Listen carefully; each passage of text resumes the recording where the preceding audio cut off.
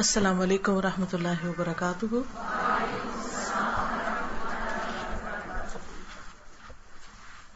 کیا حال ہے سب کا؟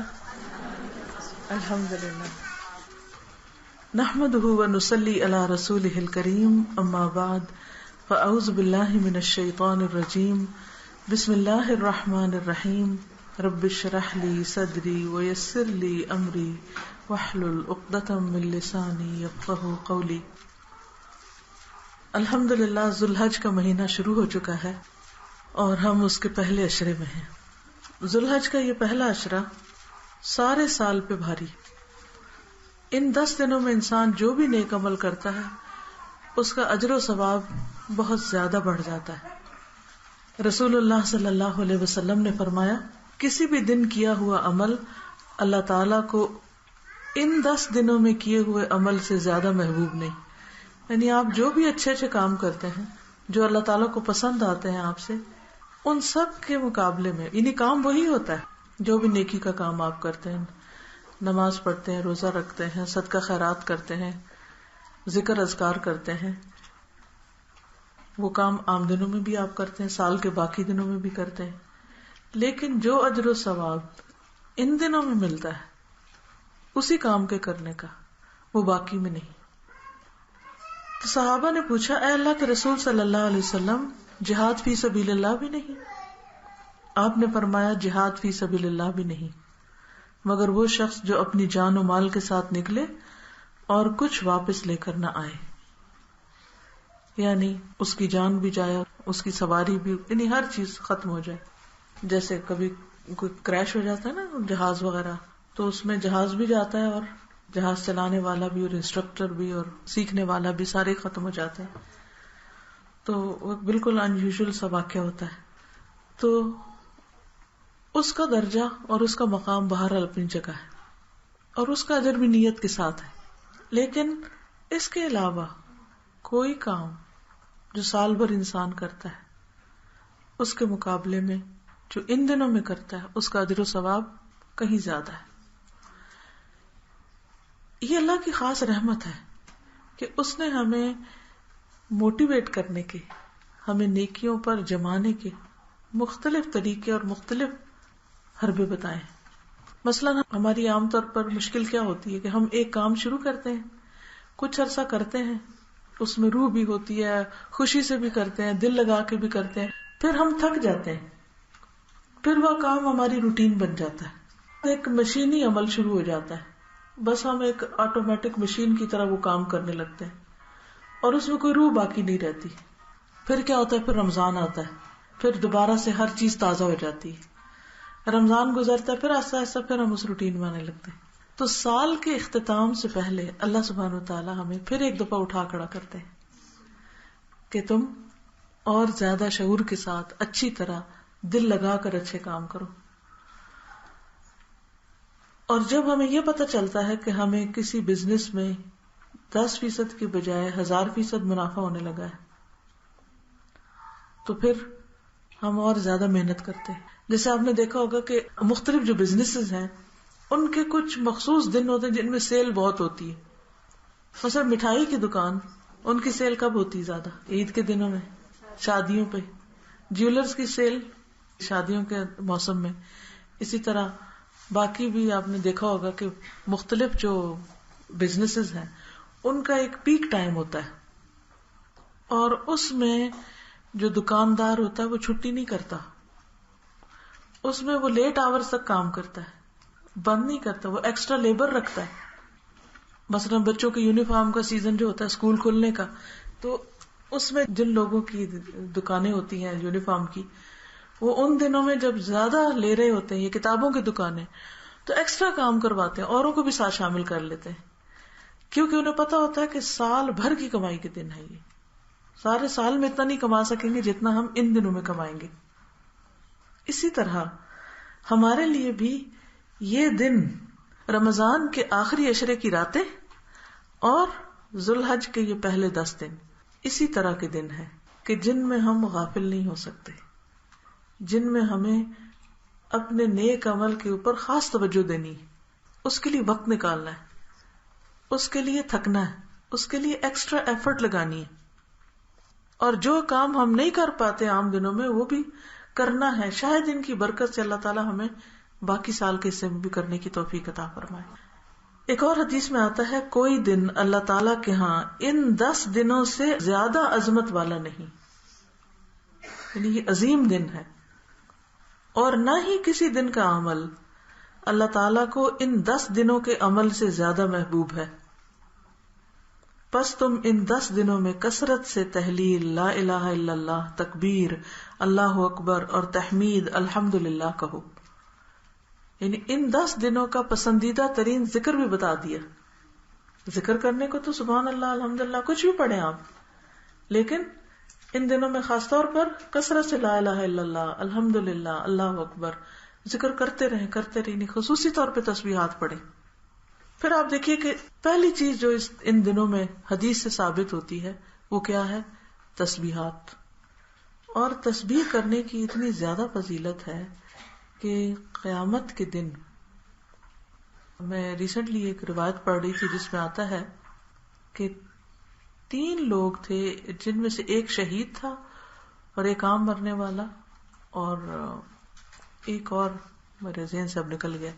تو جنت کی طرف سب سے پہلے جو ایک عام فوت ہونے والا تھا وہ بڑھا، شہید اس سے پیچھے رہ گیا. تو اس پر جب صحابہ نے تعجب کا اظہار کیا کہ یہ کیسے پاسبل ہے، کیونکہ ہمارے نزدیک تو شہید کا درجہ اتنا بڑا ہوتا ہے کہ ہم سمجھتے اس سے آگے کسی کا کام نہیں. ٹھیک ہے، لیکن کہا کہ اس شخص کو لمبی عمر اور اس کی تسبیحات نے شہید سے بھی آگے کا درجہ دیا. تسبیحات، اور یہی تسبیحات لا الہ الا اللہ. ہم سمجھتے اچھا ہاں یہ تو ہمیں پتہ ہی ہے یہ تسبیح پڑھنی ہوتی ہے، لیکن ہم پڑھتے کوئی نہیں ہے. تو خالی سن لینے سے تو فائدہ نہیں ہوگا جب تک ہم اس کو پڑھیں نا. اور ہم اپنے بچوں کو بھی سکھائیں اور گھر والوں کو بھی یاد کرائیں اور بار بار پڑھنے کی کوشش کریں. اب اس کا اجر کتنا ہے یہ تو جس وقت اعمال نامہ کھلے گا تو تبھی پتہ چلے گا کہ کون کتنا آگے نکل گیا اور کون پیچھے رہ گیا. یہ وہ ذکر ہے جو ہم چلتے پھرتے اٹھتے بیٹھتے کام کاج کرتے کسی وقت بھی کر سکتے ہیں، اس میں تو کوئی مشکل نہیں ہے. باقی کاموں کے کرنے کے لیے تو ہاتھ پاؤں ہلانے پڑتے ہیں، لیکن ذکر کے لیے تو زبان ہلانی پڑتی ہے اور بس. تو انسان کو فالتو باتیں چھوڑ کر اس پر فوکس کرنا چاہیے.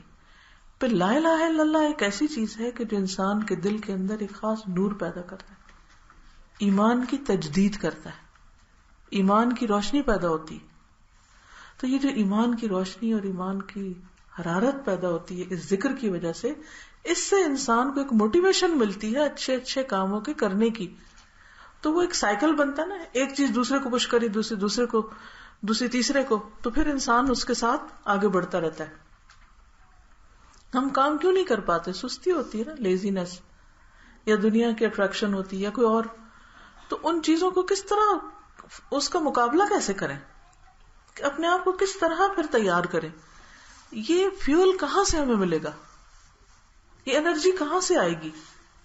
آپ دیکھیں گاڑی کو چلانے کے لیے انرجی چاہیے نا، پیٹرول چاہیے.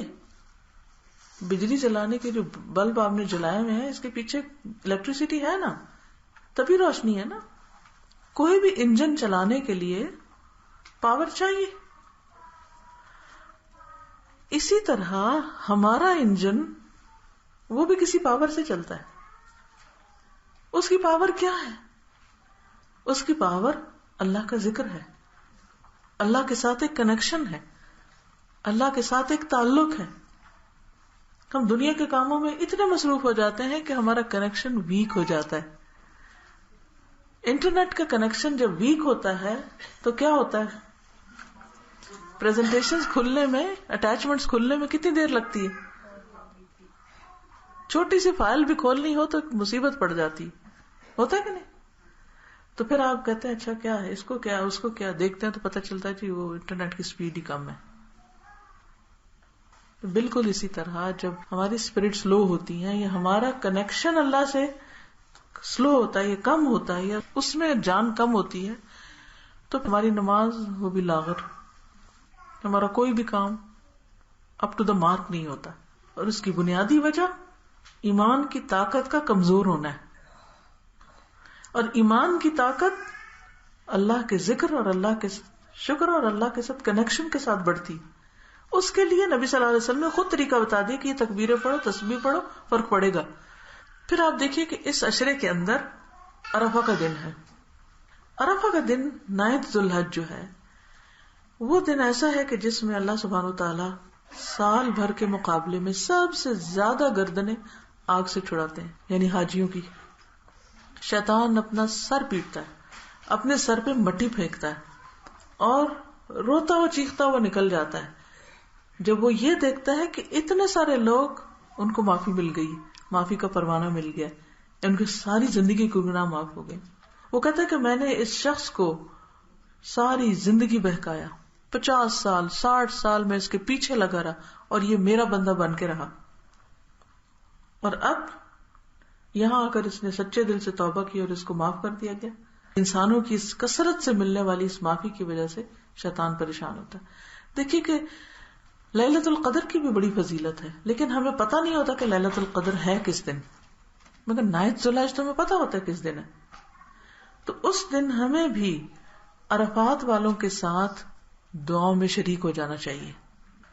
ٹھیک ہے ہم وہاں اس خاص میدان میں نہیں پہنچ سکے، اس خاص مقام پہ نہیں پہنچ سکے، لیکن اللہ تو ہر جگہ ہی ہے نا، وہ ہر ایک کی سنتا ہے. اگر اس دن ان سب بندوں کو دیکھ کر اللہ کی رحمت جوش میں آتی ہے تو ہم بھی اس کے بندے ہیں، ہم بھی اللہ کی رحمت کو پکارے کہ اللہ تعالیٰ تو ہمیں بھی معاف کر دے. اگر ان کا نام تو نے بخشش کرنے والوں میں لکھا ہے اور ہماری حیثیت توفیق نہیں ہے وہاں پہنچنے کی، تو تو ہمیں یہاں معاف کر. اس لیے عرفہ کے دن میں خاص طور پر دعائیں استغفار کی، اور وہ زوال ظہر کے بعد.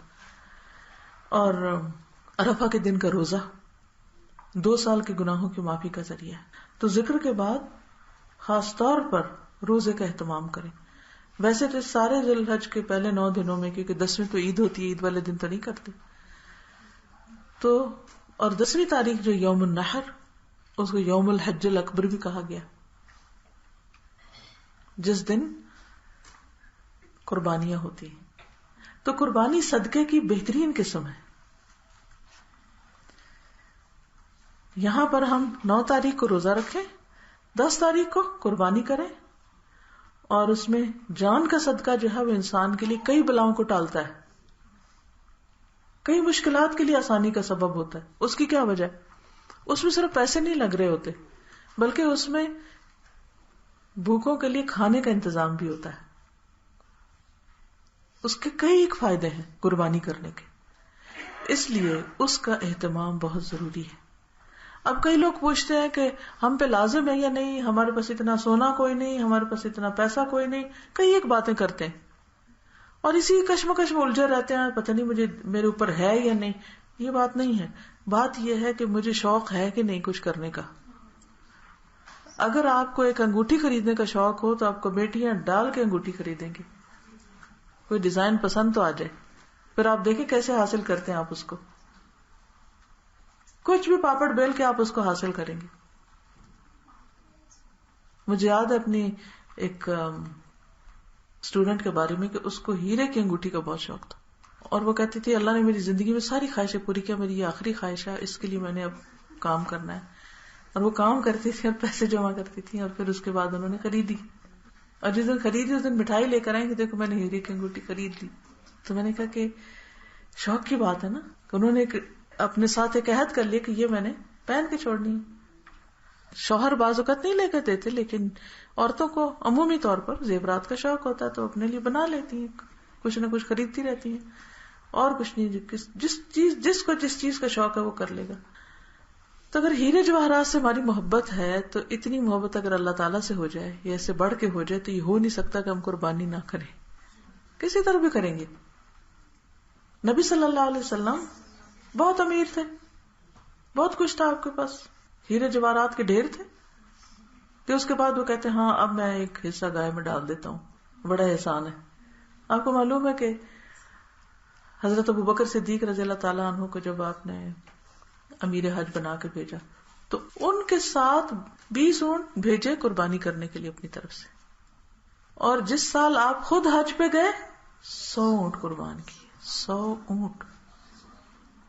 سوچے ذرا, یعنی 100 اونٹ کی لائن بھی آپ سوچے نا, اور گننا ہی صرف شروع کر دیں تو بھی آپ دیکھیں کہ کتنا مشکل ہو جائے.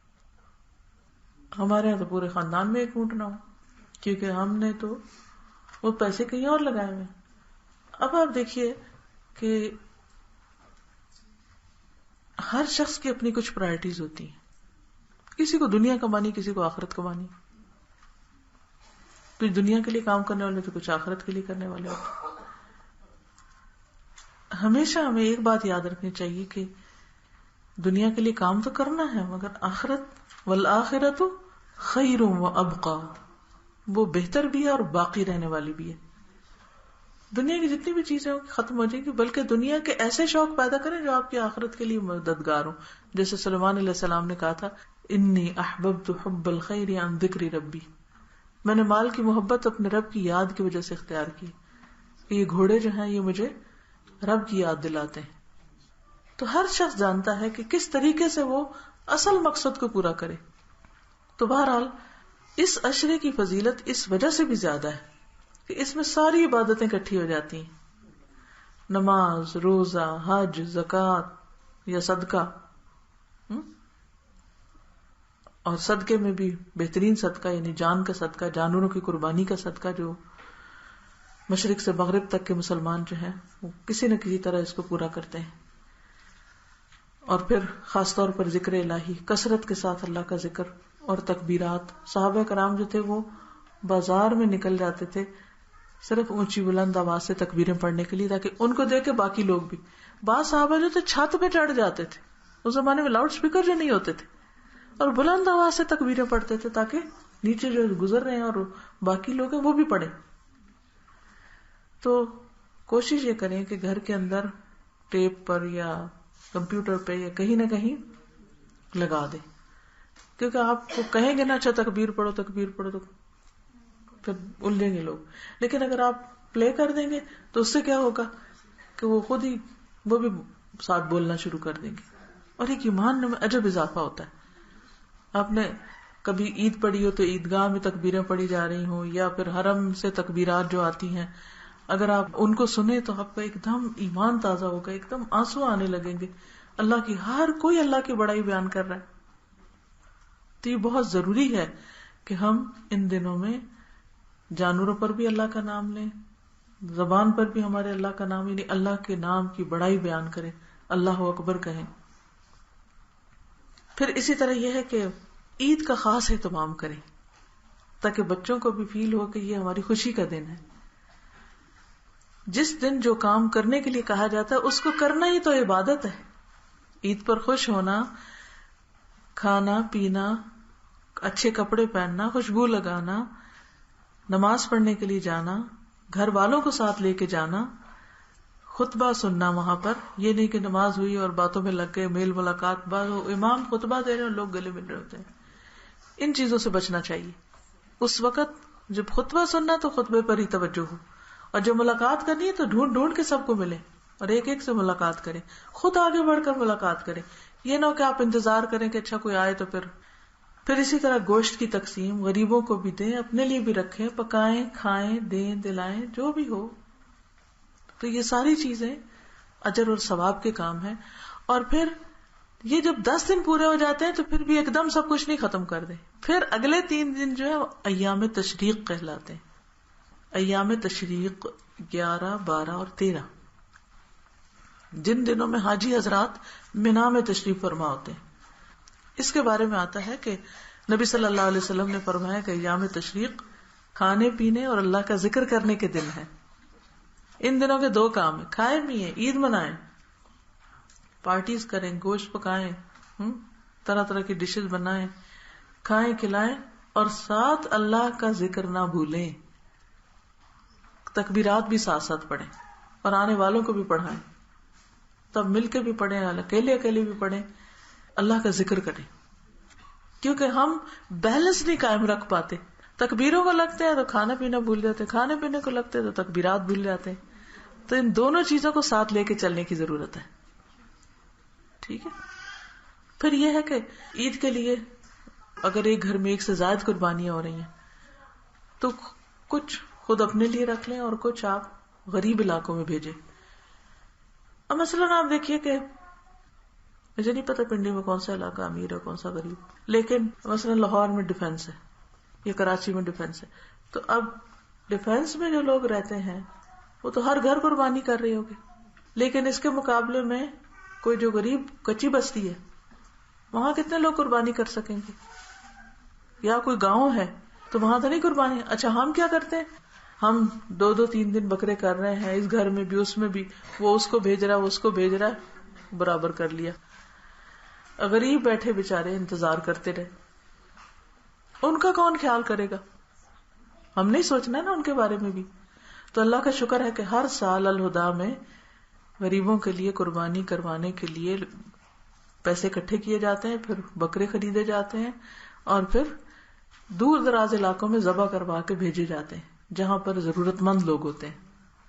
مثلا سندھ کا ایک علاقہ ہے, وہاں پر ہماری اپنی ایک سٹاف ممبر ان کے والد جاتے ہیں اور باقاعدہ اہتمام سے ہر سال ماشاءاللہ وہاں اضافہ ہوتا جاتا ہے, لیکن پھر ہر سال لینے والوں کا بھی اضافہ ہو رہا ہے. لوگ دوسرے گاؤں سے ٹرالیوں پہ بیٹھ کے آتے ہیں اور انتظار کرتے ہیں, اور پھر وہ سارا گوشت کٹتا ہے. پھر سال میں وہ کہتے ہیں بس یہی ایک دفعہ ہم گوشت کھاتے ہیں جو یہاں سے لے کے جاتے ہیں. ایسے غریب علاقے بھی موجود ہیں کہ نہیں افورڈ کر سکتے. وہ پالتے بھی ہیں نا تو بیچنے کے لیے پالتے ہیں کیونکہ ان کی وہ گزر بسر انہیں پر ہوتی ہے. اگر خود ہی ذبح کر کے کھا لیں تو ایسے ہی جیسے کوئی دکان ڈالے اور روز گھر میں ہی لے آئے جو کچھ اس کی بچت ہے, تو پھر تو کاروبار ہو گیا سارا. تو بہرحال ان جگہوں تک قربانیاں پہنچانا آسان کام نہیں ہے. الحمدللہ اس سال ہر جگہ سے مرد حضرات کو بلایا گیا مختلف شہروں سے, اور ان کے ساتھ بیٹھ کے الہدا میں سے جن کی ذمہ داری تھی انہوں نے میٹنگز کی, ان کو سارے طریقہ کار سمجھایا, پھر کس طرح ذبح کرنا ہے, کس طرح لانا ہے. تو اس لیے اگر آپ میں سے کوئی بھی اس میں بھی شریک ہونا چاہے تو ہر کوئی اگر خود اپنی گاڑی لے کے کسی گاؤں میں جائے تو کتنی گاڑیاں جائیں گی, لیکن اگر ہم ڈیلیگیٹ کر دیتے تو ایک بندہ 10-20 جو بھی قربانیاں ہیں وہ لے کے ایک خاص علاقے میں وہاں پہنچ جائے اور وہاں ذبح کروا کے اور سب کو تقسیم کر دے. تو قرآن پاک میں آتا نا, اس میں سے خود بھی کھاؤ اور کھلاؤ بے کس فقیر کو بھی, غریب فقیر مسکین کو بھی کھلاؤ, کیونکہ اللہ نے یہ رکھا ہی اس لیے ہے کہ ان تک بھی خیر پہنچے. اچھا بہت سے لوگ کہتے ہیں کہ اچھا اس موقع پہ کسی غریب کی مدد کر دیتے ہیں. نہیں, جو مدد آپ قربانی کے ذریعے کر سکتے ہیں نا 10 تاریخ اور پھر اس کے بعد ایام تشریق, اللہ تعالیٰ کو سب سے زیادہ جو محبوب عمل ہے وہ جانوروں کا خون بہانا ہے. کوئی دوسرا عمل اس کے برابر ہی نہیں ہے اس وقت. اگر آپ یہ کہیں کہ اس وقت میں کسی کو کپڑے خرید کے دے دوں یا میں اس وقت کچھ اور کروں, تو نہیں, اس وقت یہی کرنا ہے. اور اس کا دوہرا فائدہ ہے, ایک غریب کو تو گوشت ملے گا ہی, مگر اس کے ساتھ اپنا تزکیہ بھی ہوتا ہے. خاص طور پر اگر آپ قربانی کے قریب کھڑے, آپ کے سامنے اگر بکرا ذبح ہو اور اس کا بہتا ہوا خون آپ دیکھیں تو اس خون کا بھی ذکر اللہ نے قرآن میں کیا. لن ینال اللہ لحومها ولا دماؤها ولکن ینالہ التقوی منکم, کہ اللہ کو خون اور گوشت نہیں پہنچتا, تمہارا تقوی پہنچتا. یہ تقوی پیدا ہوتا ہے جب آپ وہ خون دیکھتے ہیں نا تو دل کے اندر ایک عجیب چیز اچھلتی ہے, ایک اللہ کی خاص محبت جاگتی ہے اس وقت, جو اس منظر کو دیکھ کے ہوتا ہے کہ اس جانور کو اللہ کا نام لے کے بسم اللہ واللہ اکبر کہہ کے اس کی جان لی گئی ہے ایک طرح سے. اور وہ کس طرح بڑے سے بڑا جانور جو ہے جیسے اونٹ ہے, گائے ہے, چھوٹے تو بس ہی لیٹے ہوتے ہیں, لیکن اگر آپ گائے کو لیٹے ہوئے دیکھتے ہیں یا اونٹ کو لیٹتے ہوئے دیکھتے ہیں تو ایک عجیب دل پہ کیفیت چھاتی, اس سے بھی ایک ایمان بڑھتا ہے, اس سے پھر اللہ کی یاد آتی ہے کہ اللہ کی کیا قدرت ہے, اللہ نے ان جانوروں کے اندر جان ڈال کے ان کو ہمارے فائدے کا بنایا. ایک تو اتنا ڈیڈ چیز ہوتی ہے اس کے اندر کوئی جان نہیں, جہاں پڑی ہے پڑی, وہ ٹوٹ جائے کچھ ہو جائے تو اتنا ہوتا ہے مگر اتنا نہیں. لیکن ایک جان, اور جب خاص طور پر گڑ گڑ جب اس کے گلے میں ہو رہی ہوتی ہے تو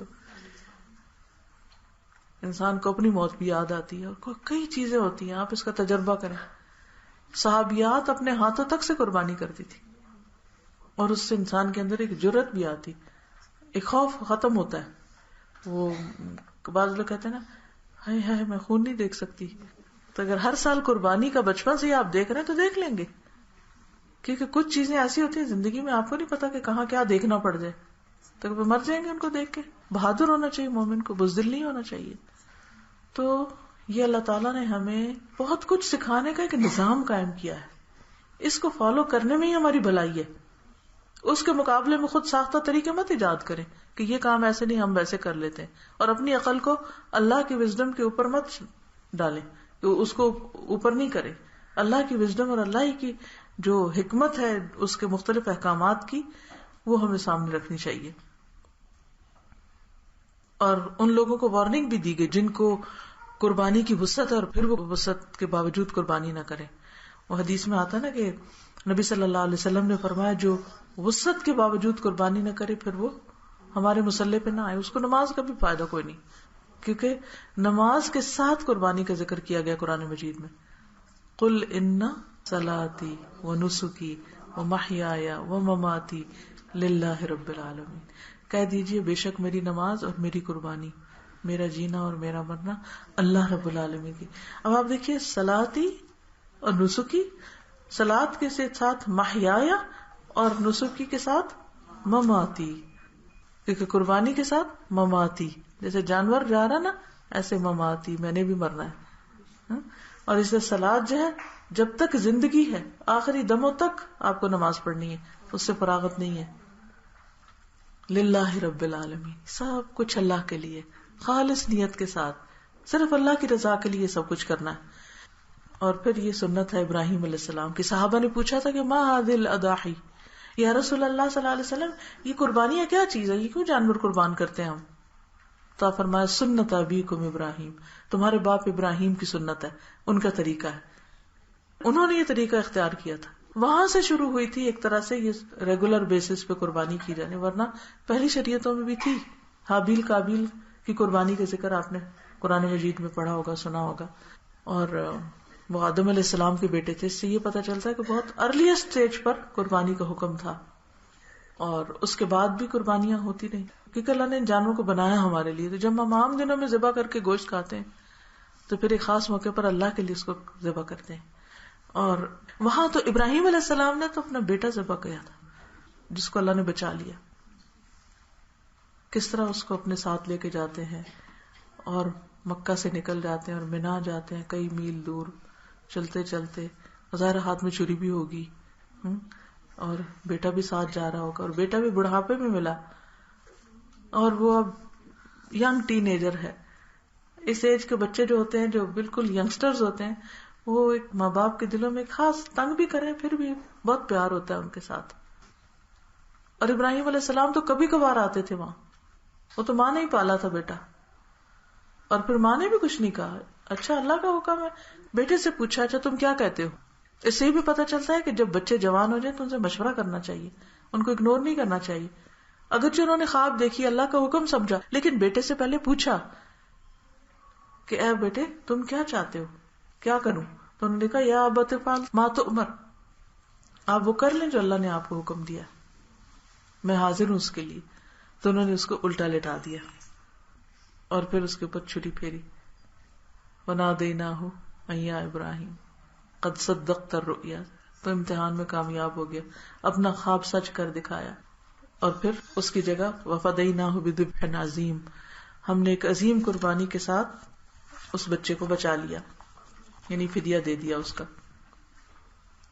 یہ سورۃ الصافات کی آیات ہیں جس میں اللہ تعالیٰ فرماتے ہیں اور ابراہیم علیہ السلام نے کہا میں اپنے رب کی طرف جاتا ہوں, ان قریب وہ میری رہنمائی کرے گا. اے میرے رب مجھے صالحین میں سے اولاد عطا کر. یعنی ابھی بچہ نہیں ہوا, یہ اس وقت کی بات ہے. تو ہم نے اس کو ایک حلیم بردبار لڑکے کی بشارت دی. یہ جو حلم ہے نا, ٹھہراؤ, برداشت اور اچھی طرح کام کرنا, یعنی سوچ سمجھ کے کرنا, ٹھنڈے دل دماغ سے, یہ صفت بھی اللہ کو بڑی پسند ہے. اسی لیے اسماعیل علیہ السلام کے لیے اللہ تعالیٰ فرماتے ہیں کہ ہم نے اس کو حلیم بچے کی بشارت دی. صرف بچہ نہیں, حلیم. اچھا یہ حلیم کیا ہے, یعنی ٹھہراؤ کیا ہے؟ یہ ٹھہراؤ یہ ہے کہ ایک وفد تھا عبد القیس, وفد عبد القیس, بحرین کی طرف سے یہ وفد آیا تھا نبی صلی اللہ علیہ وسلم کی خدمت میں، اور بہترین وفد قرار پایا. یہ لوگ مدینہ آئے کافی مسافت طے کر کے. جب مسجد نبی کے قریب پہنچے اور حضور صلی اللہ علیہ وسلم کو دیکھا تو سواریوں سے کود پڑے اور سب آپ کے پاس فوراً پہنچ گئے ملاقات کرنے کے لیے. لیکن جو ان میں سب سے کم عمر تھے، ان کا نام الاشج تھا، وہ پیچھے رہے. انہوں نے سواریوں کو باندھا، 2 کپڑے نکالے، کپڑے تبدیل کیے اور بہت آرام سے نبی صلی اللہ علیہ وسلم کے پاس پہنچے. تو آپ نے فرمایا کہ تم میں 2 خوبیاں ایسی ہیں جو اللہ تعالیٰ کو بہت محبوب ہیں، الحلم والانات. حلم بردباری اور انات ٹھہر کے کام کرنا، یعنی آہستگی اور یعنی سوچ سمجھ کے کام کرنے کی صلاحیت. یہ اللہ کو بڑی محبوب ہے. حالانکہ وہ سب سے کم عمر تھے وقت میں. اور یہاں بھی بچہ جو ہوگا وہ حلیم ہوگا. آپ نے دیکھو کہ کچھ بچے بڑے ہی ہائپر ہوتے ہیں اور کچھ بچے بڑے سمجھدار ہوتے ہیں. بچپن سے ہی پتہ چلتا ہے کہ ان کے اندر ایک خاص سمجھداری. ٹھیک ہے، بچہ ہونے کے ناطے شرارتیں کرتے ہیں وہ بھی، لیکن بڑا فرق ہوتا ہے. تو ہم نے اس کو حلیم لڑکے کی بشارت دی. یہ حلم کیا ہوتا ہے؟ حلم ہوتا ہے کہ جب آپ کے ساتھ کوئی جہالت برتے، جب آپ کے ساتھ کوئی زیادتی کرے تو اس وقت آپ جذباتی نہ ہو بلکہ صبر کے ساتھ اس کی بات سن لیں اور ٹھنڈے دل سے سارے پہلوؤں پہ غور کر کے پھر آپ اس کے بعد جواب دیں. کبھی ایسا ہوا کہ آپ کے کسی بچے نے کہا کہ ماما ریلیکس؟ اس کو کہتے ہیں حلم والا ہونا. ٹھیک ہے، تو اللہ تعالیٰ نے ان کو اتنا پیارا بچہ دیا. وہ لڑکا جب اس کے ساتھ دوڑ دھوپ کرنے کی عمر کو پہنچ گیا، یعنی بڑے ہو گئے بچہ، تو ابراہیم نے کہا بیٹا میں نے خواب میں دیکھا کہ میں تجھے ذبح کر رہا ہوں، تیرا کیا خیال ہے؟ اس نے کہا اے میرے ابا جان، جو آپ کو حکم دیا گیا کر ڈالیے، آپ انشاءاللہ مجھے صابروں میں سے پائیں گے. تو جب ان دونوں نے اطاعت کی اور اسماعیل کو ماتھے کے بل گرا دیا اور ہم نے ندا دی کہ اے ابراہیم تو نے خواب سچ کر دکھایا، بے شک ہم نیکی کرنے والوں کو ایسی ہی جزا دیتے ہیں. بے شک البتہ یہ ایک بہت واضح امتحان تھا، بلاؤں مبین، کھلی کھلی آزمائش، اور ہم نے ایک بڑی قربانی کے ذریعے اس کا فدیہ دیا. یعنی جبرائیل علیہ السلام ایک اور مینڈا لے کر آگے، اور جب ابراہیم علیہ السلام نے آنکھوں سے پٹی اتاری تو بیٹے کی جگہ مینڈا ذبح ہو چکا تھا، اور ہم نے بعد والوں میں اس کا ذکر خیر قائم کر دیا. تو جو انسان قربانی کی سطح پہ جیتا ہے، قربانیاں کرتا ہے، اس کا ذکر خیر ہر جگہ ہوتا ہے. مثلا خاندان میں آپ نے دیکھا ہوگا کہ جو بہو اپنی ساس کی خدمت کرتی ہے، اپنی جوانی اس میں قربان کرتی ہے، یا جو ماں بیوہ ہو کر بچوں کے لیے قربانیاں کرتی ہے، تو سارے لوگ اس کا ذکر خیر کرتے ہیں کہ یہ بہت بھلی مانس عورت، اس نے بڑی قربانیاں کی ہیں. یا کوئی بچے یتیم ہو کے کسی کے گھر میں آ جاتے ہیں اور ان کے لیے لوگ اپنے بچوں کا پیٹ کاٹ کے ان کو دیتے ہیں، تو یہ بڑی قربانی کی بات ہوتی ہے. تو قربانی ایک ایسی چیز ہے، کسی بھی انسان کے لیے آپ کریں تو وہ آپ کا احسان مانے گا. اور قربانی کیا ہوتی ہے کہ اپنی خواہش اور اپنی خوشی اور اپنی مرضی چھوڑ کے کسی اور کی خوشی کے لیے، کسی اور کے سکھ کے لیے کام کرنا. دیکھیں ماں نیند قربان کرتی ہے تو بچے کو سنبھالتی ہے، دودھ پلاتی ہے، اس کا گیلا جسم صاف کرتی ہے، تکلیف اٹھاتی ہے تو بچہ پیدا کرتی ہے. یہ قربانی ہے یہ ساری. تو جو اللہ کے لیے قربانی کریں، فَصَلِّ لِرَبِّكَ وَانْحَرْ، اپنے رب کے لیے نماز پڑھو اور اپنے رب کے لیے قربانی. یہاں بھی آپ دیکھ رہے ہیں نماز کے ساتھ قربانی کا ذکر ہے. تو قربانی اتنی اہم عبادت ہے کہ انسان کے اندر واقعی خوبصورت جذبات پیدا کر دیتی ہے. تو اس لیے شوق سے قربانی کرنی چاہیے، بوجھ سمجھ کے نہیں، اور بہت زیادہ بال کی کھال اتار کے اس سے بچنے کی کوشش نہیں کرنی چاہیے. کیونکہ یہ تو محبت کا، تو آپ کو کسی کو تحفہ دینا ہو تو آپ کیا کرتے ہیں؟ آپ پوچھتے ہیں کہ میں صاحب نصاب ہوں تو پھر تحفہ دوں. اس کو تو ہم نہیں کہتے کہ، اس کو تو ہم کہتے ہیں کہ نہیں بھائی جس کو جو دینا ہے دینا ہے، یہ تو دینا ہے، اب عزت کا سوال ہے. تو بہرحال خلاصہ کلام یہ ہے کہ یہ دن بڑی کمائی کے دن ہے، ان میں غفلت نہیں برتنی، ان میں عام دنوں کی نسبت زیادہ عبادت کی کوشش کریں. چاہے سارے دن روزہ رکھیں، یعنی جتنے بھی دن ہیں، صدقہ خیرات زیادہ کریں یا ذکر زیادہ کریں، یعنی کچھ نہ کچھ کریں. صحیح سارے دنوں پہ بھاری ہیں، پورے سال کی کمائی کے دن ہے ایک طرح سے. جیسے رمضان کی راتیں جاگ جاگ کے آخری عشرے کی آپ نے کمائی کی اعتکاف کر کے، اسی طرح یہ دن ڈے ٹائم جو ہے ان کا یہ افضل ترین ٹائم ہے. اس سے فائدہ اٹھائیں. اللہ تعالی ہم سب کو نیک ہدایت دے اور ہم کو عمل کی توفیق دے. وآخر دعوانا الحمد للہ رب العالمین. کیا جو لوگ مر جاتے ہیں ان کی قربانی دی جا سکتی ہے؟ بالکل دی جا سکتی ہے. ایک روایت میں آتا ہے کہ نبی صلی اللہ علیہ وسلم نے حضرت علی سے کہا تھا کہ میرے بعد تم میرے حصے کی قربانی کرنا، اور وہ جب تک زندہ رہے حضرت صلی اللہ علیہ وسلم کے لیے قربانی کرتے رہے. اس عشرے میں بالوں اور ناخنوں کا کاٹنا منع ہے، جبکہ چہرے کے غیر ضروری بال جو بہت ہی شرمندگی کا باعث ہے ان کا کیا کیا جائے؟ یہ اکثریت کی پریشانی. کچھ نہیں ہوتا 10 دن، کیا شرمندگی؟ جو ہماری حقیقت ہے وہ ہے. اور آپ دیکھیے کہ اب تو گزر گیا، ورنہ آخری دن میں اگر آپ کر لیں تو 8 دن گزر ہی جاتے ہیں، نکل ہی جاتے ہیں. میں کوئی سوچتی ہوں کہ کبھی اتنے کانشیس ہم اپنے گناہوں کے بارے میں ہو جائیں نا کہ گناہ ہمارے شرمندگی کا باعث ہے اللہ کے سامنے، اور قیامت کے دن رسوائی کا باعث ہے. تو ہم کتنی الرٹ زندگی گزاریں. یہ ان بالوں سے زیادہ بڑا مسئلہ ہے. تو ہمیں کیا کرنا ہے؟ بس کوئی بات نہیں، 8-10 دن اعتکاف کر لیں، نہ جائیں لوگوں کے پاس جو آپ کو شرمندہ کریں. یہ کچھ کارڈز ہیں جیسے تکبیرات کے، یہ بھی گھر میں یاد دہانی کے لیے آپ لگا سکتے ہیں. سب کو تحفہ دیں، آپ آگے صدقہ کریں تاکہ لوگوں کو فائدہ پہنچے. یہ حضرت اسماعیل کی قربانی کی نظم ہے، یہ بھی بڑی خوبصورت ہے، پڑھ کے سنائیں بچوں کو. اور کیونکہ قربانی کا بھی اصل مقصد تقویٰ کا حصول ہے، تو تقویٰ کی دعائیں ہیں، یہ بھی آپ قربانی کے گوشت کے ساتھ آپ دوسروں کو تحفہ دے سکتے ہیں. ذوالحجہ اور قربانی جو لیکچر میں نے آج دیا ہے، یہ کچھ سال پہلے دیا تھا، تو اس کی کیسٹ اگر اوروں کو سنوانا چاہیں تو یہ بھی موجود ہے. جو قربانی کرتا ہے تو افضل تو یہی ہے کہ اسی گوشت سے کھولا جائے، چاہے کلیجی، چاہے کوئی کلیجی جلدی پک جاتی ہے، اس لیے ہمارا یہ ٹرینڈ ہے کہ پہلے کلیجی پکا لیتے ہیں تاکہ جلدی سے کھائیں، بھوک لگی ہوتی ہے. صحابیات اپنے چھوٹے دودھ پیتے بچوں کو بھی کچھ نہیں کھانے کو دیتی، تو ان کو کھلونوں سے بہلاتی تھی. لیکن اگر کسائی شام تک نہ آئے تو پھر اتنا لمبا روزہ نہیں رکھ سکتے، پھر کسی بھی چیز سے کھول لے، گول گپے سے یا کوئی دہی بلے سے. کیا قربانی کرنے کے لیے شوہر کی اجازت ضروری ہے؟ شوہر کو ہر چیز میں اعتماد میں لیا کریں، چوری چوری کام نہ کیا کریں، پھر گھر میں لڑائیاں پڑتی ہیں. ٹھیک ہے، اوکے. سبحان اللہ والحمد للہ ولا الہ الا اللہ واللہ اکبر ولا حول ولا قوة الا باللہ العلی العظیم. اللہم صلی علی محمد وعلی آل محمد کما صلیت علی ابراہیم وعلی آل ابراہیم انک حمید مجید. اللہم بارک علی محمد وعلی آل محمد کما بارکت علی ابراہیم وعلی آل ابراہیم انک حمید مجید. ربنا آتنا فی الدنیا حسنۃ وفی الآخرۃ حسنۃ وقنا عذاب النار.